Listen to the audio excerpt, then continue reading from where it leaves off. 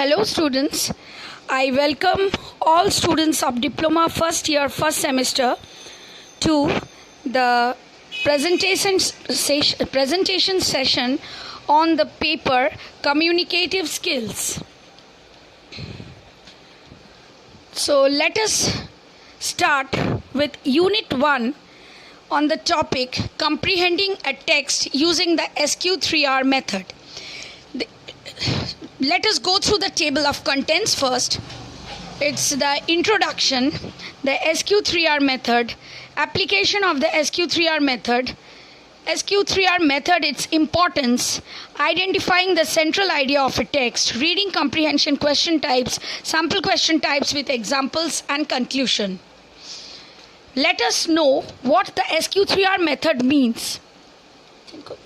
The SQ3R is a reading comprehension method that has been named for its 5 steps, that is the survey, question, read, recite, and review.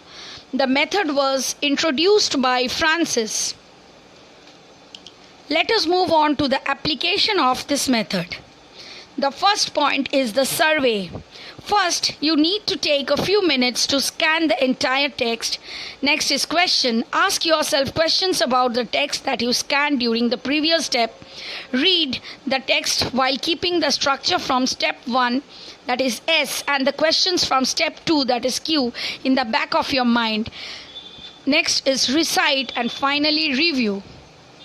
Next is the method SQ3R method and its importance. This method is beneficial to readers because it activates knowledge and thinking about the text even before the student begins reading. It allows the student to review information as he is learning it. It creates study guides for students who can use to review for tests. Now, identifying central idea of a text. While the main idea is usually in the first sentence, the next common placement is in the last sentence of a paragraph. The author gives supporting information first and then makes the point, that is the final central idea, in the last sentence. Now, reading comprehension question types. Reading comprehension has 3 types of questions, namely literal, inferential, and critical. Literal ones are the stated facts in the text, that is data, specifics, dates, traits, and settings. The inferential ones are built on facts in the text, like prediction, sequence, and settings. The evaluative ones are the judgment of text based on fact or opinion, validity, appropriateness, comparison, cause, and effect.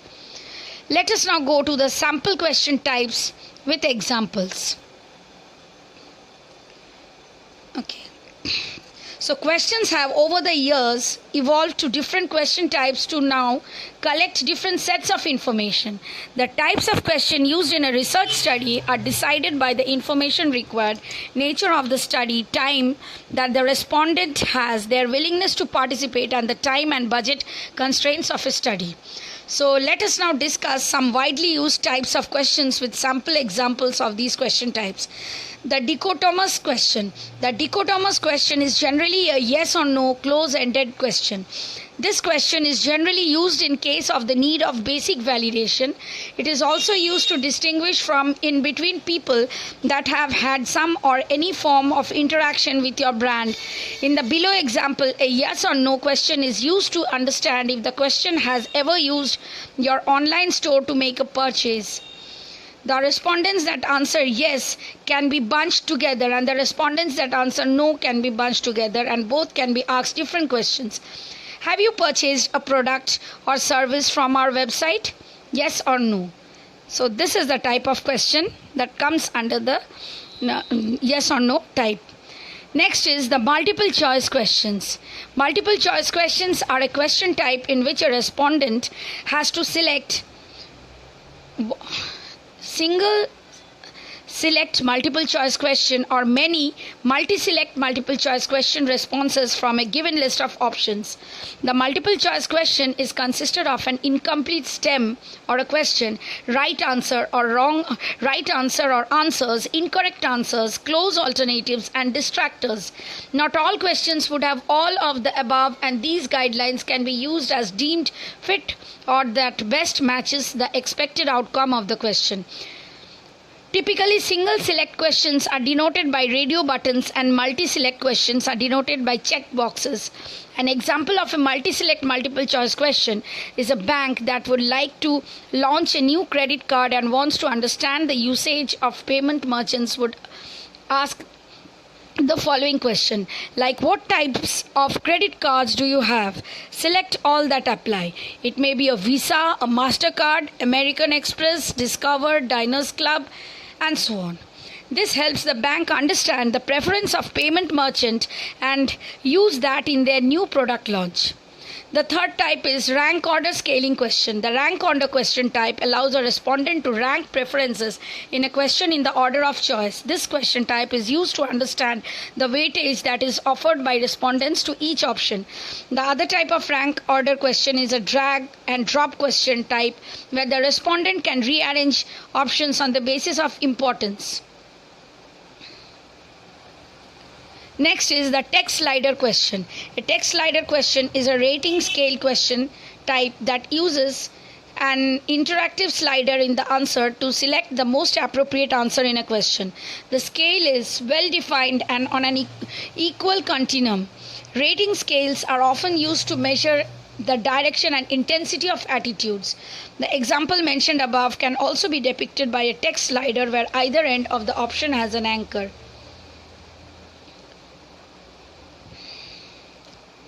Question may be, which of the following categories best describes your last experience purchasing a product or service on our website? My experience was very pleasant, somewhat pleasant, neither pleasant nor unpleasant, somewhat unpleasant. Next is the Likert scale question. The Likert scale is one of the most used tools by market researchers when they want to evaluate the opinions and attitudes of their target audience. This type of Likert scale question is essential in measuring a respondent's opinion or attitude towards a given subject. The scale is typically a 5, 7, or 9-point agreement scale used to measure respondents' agreement with a variety of statements. Likert scales are either unipolar, where it indicates a respondent to think of the presence or absence of a quality, and bipolar, where it indicates a respondent to balance two different qualities. It indicates your satisfaction levels with our customer services. Like, indicate your satisfaction levels. For example, like completely dissatisfied, mostly dissatisfied, somewhat dissatisfied, neither satisfied nor dissatisfied, somewhat satisfied, mostly satisfied, or completely satisfied. The next is the semantic differential scale. It is a type of question that asks people to rate a product, company, brand, or any entity within the frames of a multi-point rating option. These survey answering options are grammatically on opposite adjectives at each end. For example, if the National Health Association would like to collect feedback on government insurance policies from the general public, like please state your opinion on the national health insurance, like interesting, simple, uncaring, useful, and so on. Next is the staple scale question. The staple scale question is defined as a rating scale that is close-ended with a single adjective, unipolar, developed to gather respondent insights into a particular subject or event. The survey question is comprised of an even number of response options without a neutral point. Example given, please rate your flying experience with us. Very good, good. For check-in process, quality of food, service by crew, and so on. Next is a constant sum question. Constant sum question is also a rank order question type where the respondent can only select options in the form of numerics. A constant sum question allows respondents to enter numerical values for a set of variables but requires the values to add up to a pre-specified total. This is a numeric entry that is summed up and can be displayed to the respondent. This is a great question type to use when asking financial budget related questions or percentage based questions. An example of this question type is to collect data on how respondents allocate monthly budgets on the basis of their income. Next, let us move on to the conclusion. Here we will be discussing the key comprehension strategies, that is, ways for an effective comprehension. That first of all, it should be activating and using background knowledge, generating and asking questions, making inferences, predicting, summarizing, visualizing, improving your vocabulary, that is, knowing the words that you are reading so that it can improve your ability to comprehend the meaning of the text, using context clues, looking for the main idea, comprehension monitoring. So, thank you, students. Have a nice day. Hello, students. I'm Dr. Shuli Shengupta from the English department. I welcome you to my channel. Today we are going to discuss on Communicative English Module 2. Let us discuss the table of contents first. Here we have the introduction on note taking, communication using symbols, communication using diagrams and charts, using mind mapping to establish relationship among information, mind mapping symbols, abbreviations, diagrams and charts to represent important information from written text in a note form, and conclusion. Now, what is note taking? Note taking is the practice of recording information captured from another source. By taking notes, the writer records the essence of the information, freeing their mind from having to recall everything. Notes are commonly drawn from a transient source such as an oral discussion at a meeting or a lecture, in which case the notes may be the only record of the event. Now let us discuss the two types of note taking, that is linear note taking and non-linear note taking. Linear note taking involves the outlining method and the sentence method. The outlining method is the one most common method that has been used. Notes and thoughts are organized in a structured, logical manner, reducing the time needed to edit and review, allowing a lot of information to be digested in a short period of time. Outlining is less effective for classes that involve many formulas and graphs like mathematics or chemistry. In these situations, a system such as Cornell Notes may be superior. Outlines generally proceed down a page using headlines and bullets. A common system consists of headlines using Roman numerals, letters of the alphabet, and Arabic numerals at different levels. Now, the sentence method is simply writing down each topic as a short, simple sentence. This method works well for fast-paced lesson where a lot of information is being covered. The note taker records every new thought, fact, or topic on a separate line.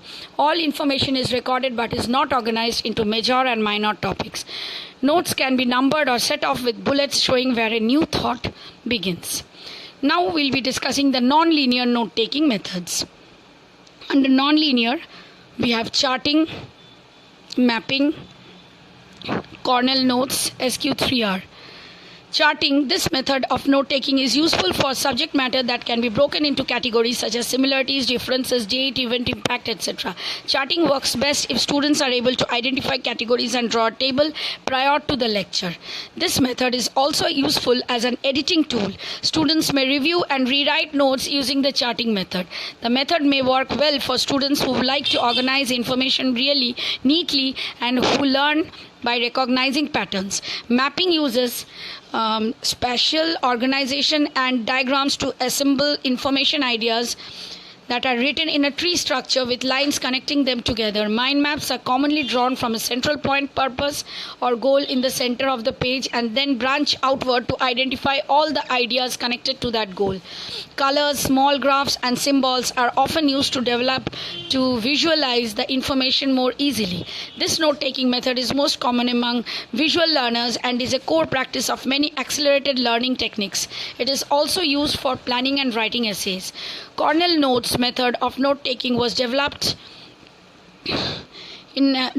by Walter Pike of Cornell University and promoted in his best-selling 1974 book, How to Study in College. It is commonly used at universities today. The Cornell method consists of dividing a single page into three sections: a right-hand column for notes, a left-hand column for cues, and a strip at the bottom for a summary. Cues are keywords or questions that help evoke key aspects of the topic. SQ3R is a method of taking notes from written material, though it might be better classified as a method of reading and gaining information. The reader skims the written material to produce a list of headings, that is survey, question, read, recite, and review. An updated version called SQ4R, which adds a relate step before review, has been used by some students since the early 1960s. Guided notes, sometimes lectures, may provide handouts of guided notes which provide a map of the lecture content with key points or ideas missing. Students then fill in missing items as the lecture progresses. Guided notes may assist students in following lectures and identifying the most important ideas from a lecture. Research suggests that guided notes improve students' recording of critical points in lecture as well as quiz scores or on related content. In addition, an investigation carried out on students with learning problems showed that the use of the guided notes is an effective strategy to improve the performance of these students. Next, we go on to the electronic note-taking methods. The growing trend of laptops in universities and colleges has led to a rise in electronic note-taking. Many students write their notes in word processors or prepare digital handwritten notes using a graphics tablet or computer and styli or digital pens with the aid of note-taking software.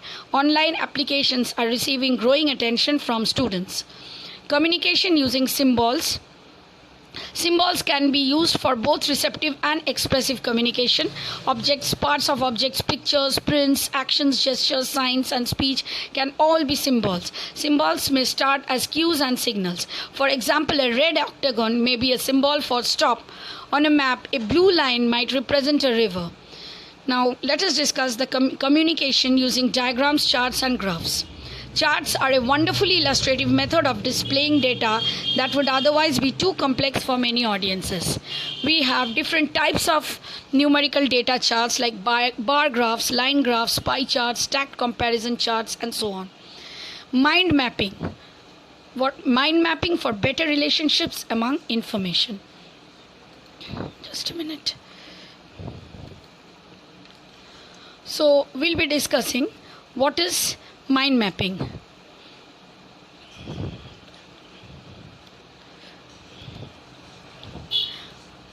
A mind map is a graphical way to represent ideas and concepts. It is a visual thinking tool that helps structuring information, helping you to better analyze, comprehend, synthesize, recall, and generate new ideas.